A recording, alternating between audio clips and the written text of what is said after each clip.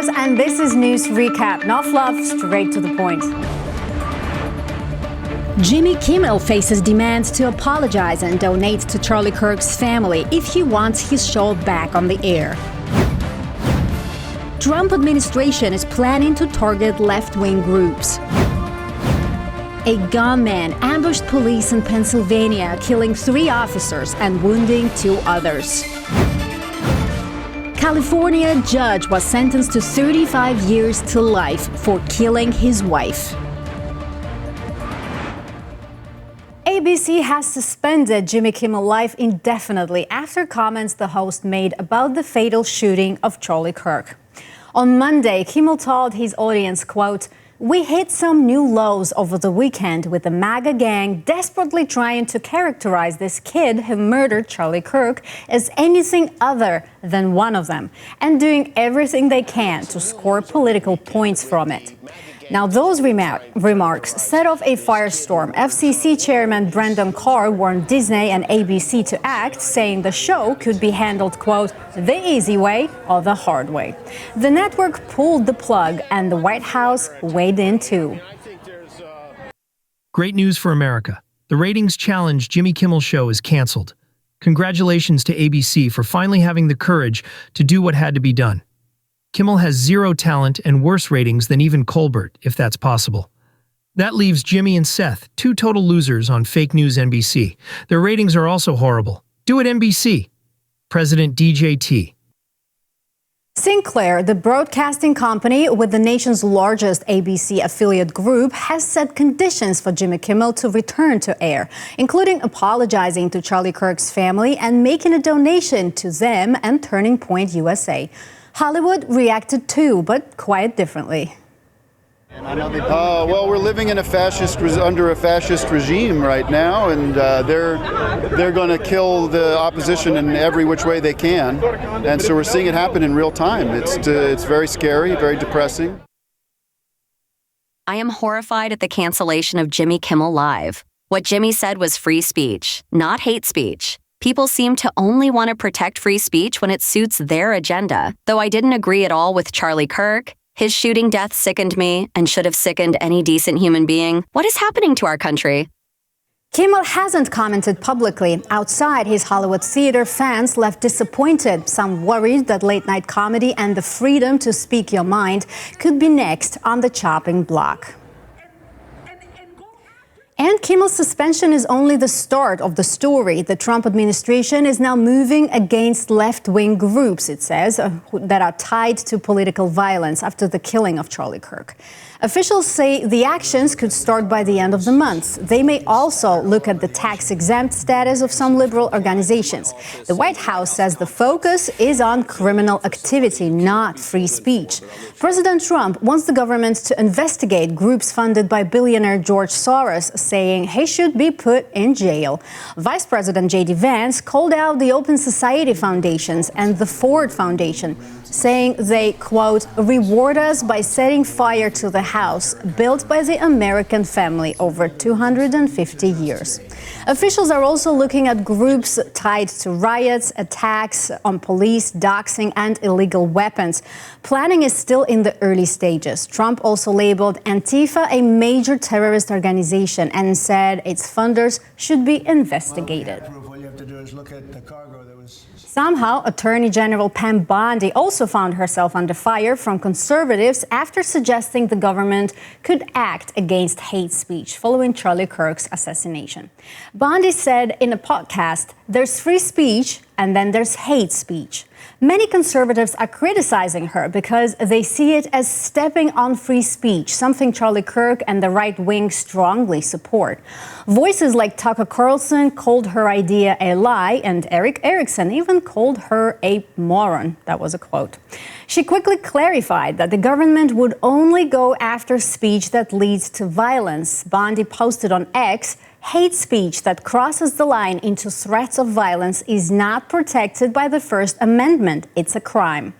President Trump, however, continues to support Bondi, calling her work tremendous. But commentators like Matt Walsh and Megyn Kelly said she is going against free speech principles championed by Kirk, who said, quote, "Hate speech does not legally exist in America." Turning Point USA, in the meantime, now has a new leader. Erika Kirk has been named CEO of the conservative group her late husband, Charlie Kirk, co-founded. The board said this was Charlie Kirk's wish in the event of his death. Charlie Kirk founded Turning Point USA in 2012 and grew it into a major force in conservative youth politics. In her first public remarks since his assassination, Erika Kirk vowed to continue his work and legacy. "To everyone listening tonight across America, the movement my husband built will not die," she said.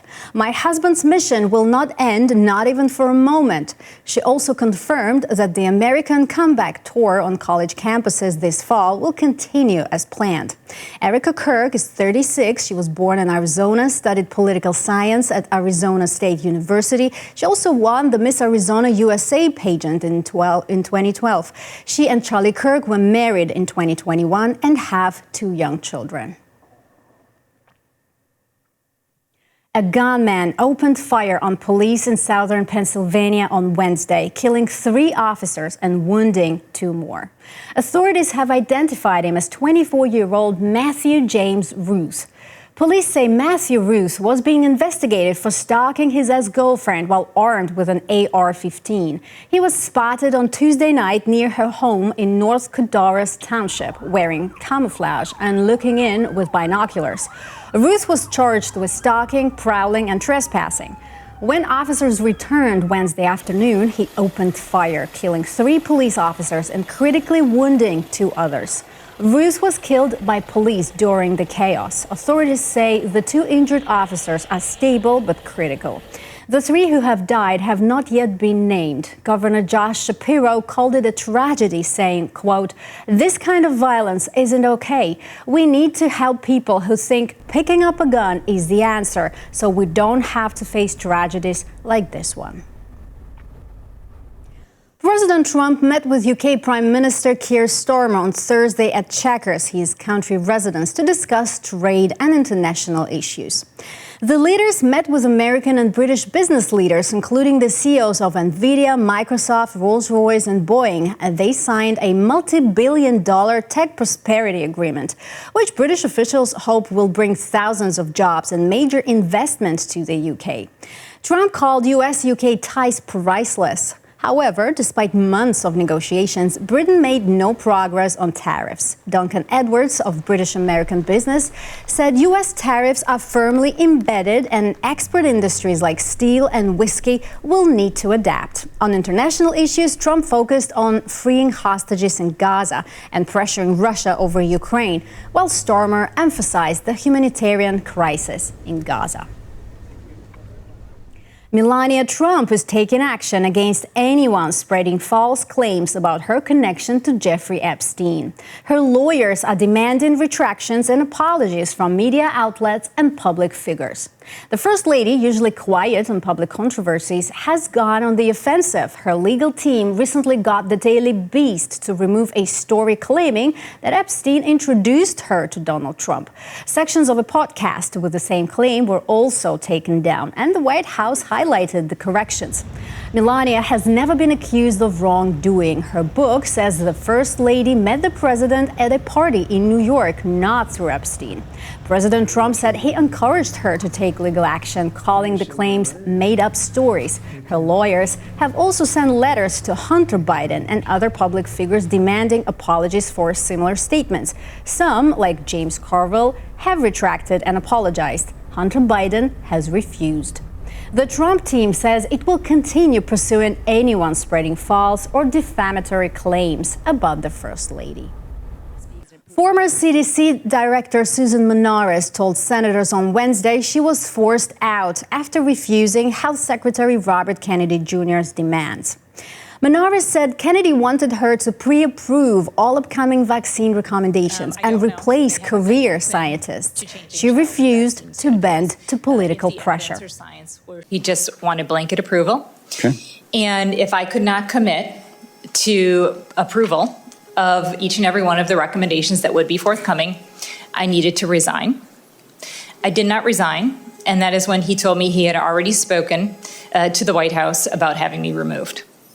Her testimony comes ahead of Thursday's CDC vaccine advisory meeting, where officials will consider potential updates to childhood vaccine recommendations.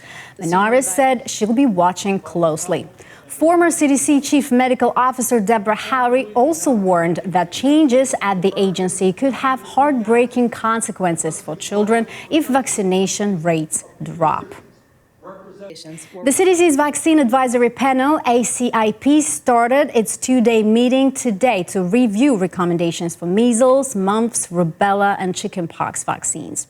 Officials said the vaccines have sharply cut disease rates, but there are still some safety concerns for young children getting the MMRV combination shot. The committee is expected to vote on giving separate doses to kids under 4, while keeping combination shots for older children. Later, they'll discuss updates to the hepatitis B vaccine schedule. ACIP Chair Dr. Martin Kulldorff said the panel's goal is to protect public trust and reduce risk, pushing back against claims the new committee is anti-vaccine. The meeting continues through Friday with a focus on COVID-19 vaccines. President Trump hinted he's trying to regain control of a key U.S. airbase in Afghanistan. He suggested on Thursday that his administration has been quietly pushing national security officials for months to get Bagram Air Base back from the Taliban. The base north of Kabul was taken over after the U.S. withdrew in 2021. Trump says the base is strategically important near China and could be used for surveillance, counterterrorism, and mining operations. He claims the U.S. has leverage over the Taliban because, quote, they need things from us. The last U.S. troops left Bagram in July 2021, taking or destroying thousands of pieces of military equipment. Trump has repeatedly criticized the Biden administration for the withdrawal, saying the U.S. should have kept a small force there. Bagram was a major hub for nearly 2 decades, supporting U.S. operations across Afghanistan and surviving multiple Taliban attacks over the years. China says it opposes using technology or trade issues for politics, responding to questions about TikTok. Spokesman Hai Yadong said China will review TikTok's technology and intellectual property according to the law. He said Chinese companies should be able to negotiate fairly. China hopes the U.S. will provide a fair environment for Chinese businesses, including TikTok. Trade representatives said talks with U.S. officials in Madrid were open and productive. Both sides agreed on a plan to address TikTok issues, reduce barriers, and boost trade. Officials stressed that a stable U.S.-China trade relationship is important for both countries and the world. An immigration judge has ordered Mahmoud Khalil, a former Columbia University graduate student, to be deported to Algeria or Syria, citing alleged omissions on his green card application. Khalil's attorneys say they have 30 days to appeal the ruling. The judge determined that he willfully misrepresented facts to avoid his application being denied. Khalil's case has drawn national attention because of his activism on Israel and Palestine and his criticism of the Trump administration. He argues the deportation efforts are retaliation for his speech. The government claims Khalil didn't disclose certain employment and organizational ties on his residency application. The Department of Homeland Security and Justice Department have not commented yet.